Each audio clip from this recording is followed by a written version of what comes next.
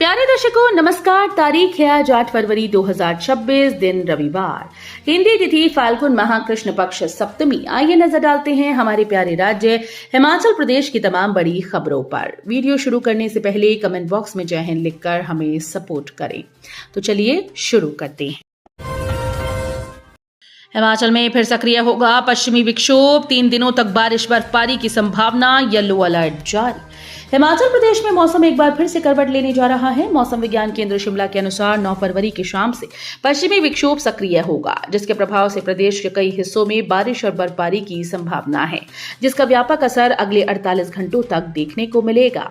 9 फरवरी को जहां चंबा, लाहौल स्पीति और किन्नौर की ऊंची चोटियों पर हल्की बर्फबारी शुरू होगी, वहीं 10 फरवरी को प्रदेश के अधिकांश हिस्सों में भारी बारिश और हिमपात की संभावना जताई गई।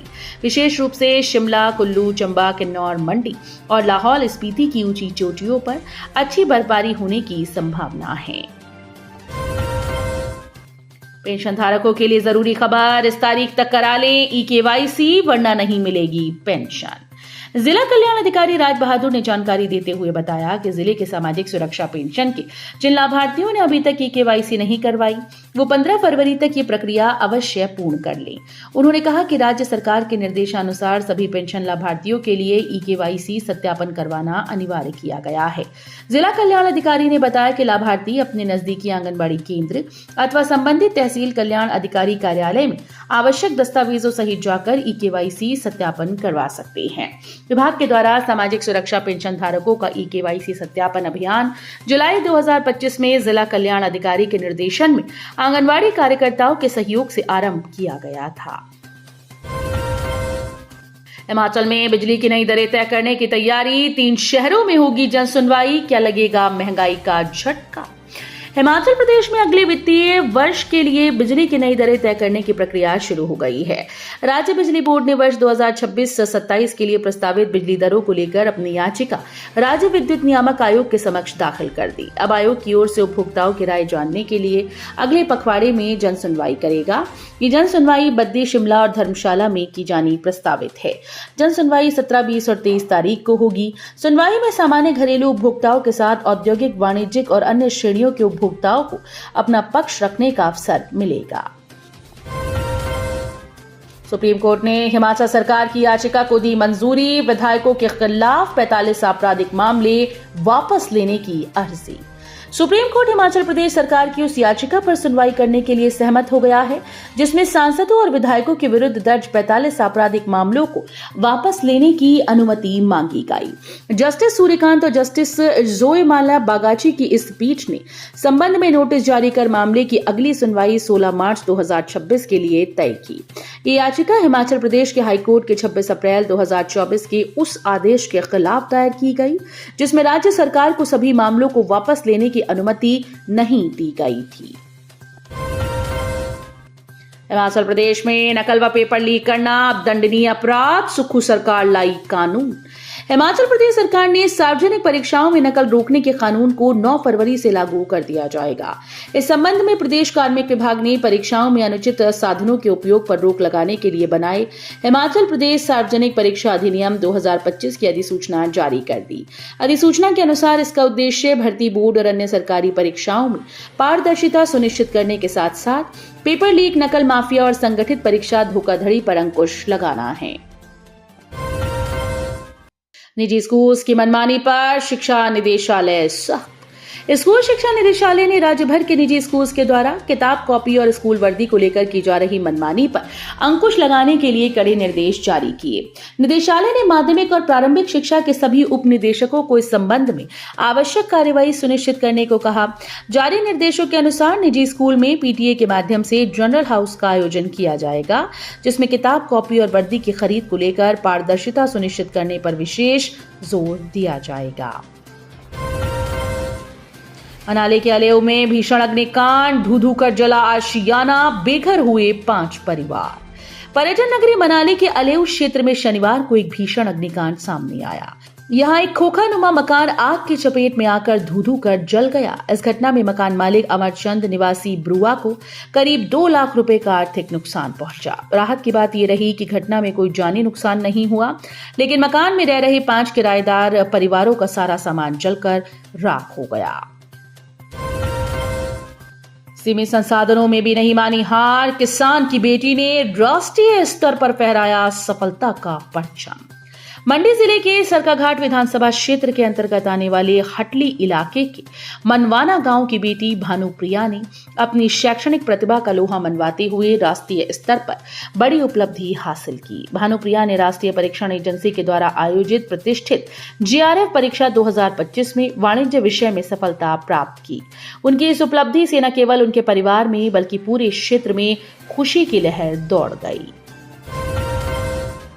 प्रधानमंत्री से समय मिलने पर हिमाचली अधिकारों की लड़ाई के लिए साथ चले भाजपा। मुख्यमंत्री सुखविंदर सिंह सुक्खू ने कहा कि राजस्व घाटा अनुदान बंद होने के मुद्दे पर प्रधानमंत्री नरेंद्र मोदी से समय मिलने पर हिमाचली अधिकारों की लड़ाई को लेकर बात होगी। उन्होंने इस लड़ाई में भाजपा नेताओं से साथ चलने का आह्वान किया। उन्होंने कहा कि RDG के बंद होने से कल्याणकारी योजनाओं के साथ वेतन व पेंशन पर भी विपरीत असर पड़ेगा।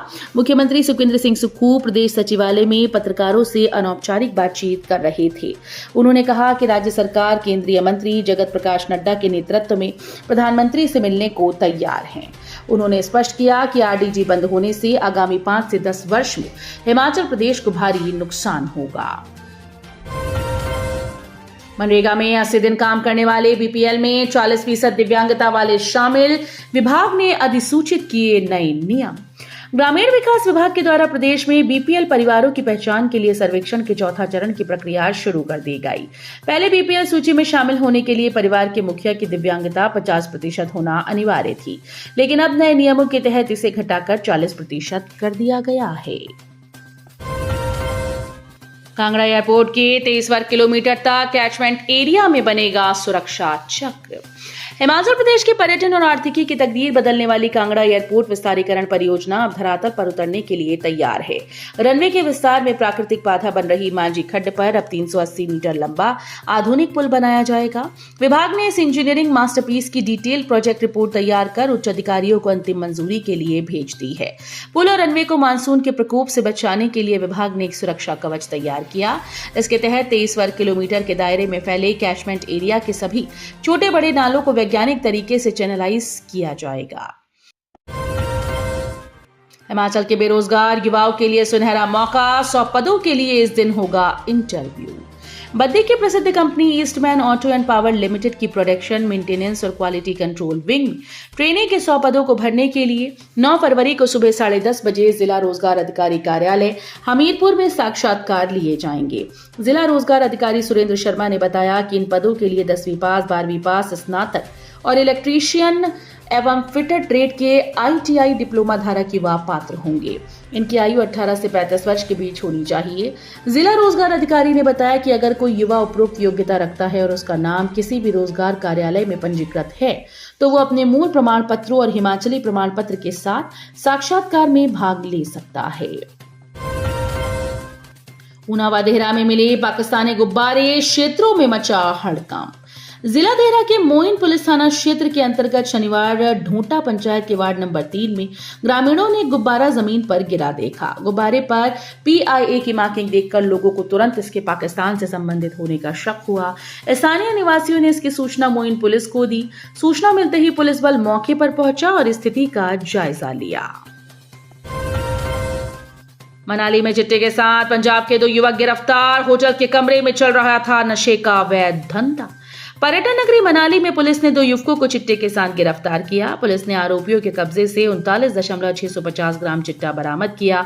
पकड़े गए आरोपियों की पहचान उपेंद्र जीव सिंह पुत्र हरभजन सिंह निवासी गांव मोहल्ला बहार अली आबादी झंडियाला मंजकी डाकघर साहन के पास तहसील फिल्लौर जिला जालंधर पंजाब और बलकार लाल पुत्र शजागीर सिंह निवासी गांव नजद माता गंगा जी गुरुद्वारा बेराक बाईपास विजयनगर अमृतसर के तौर पर हुई।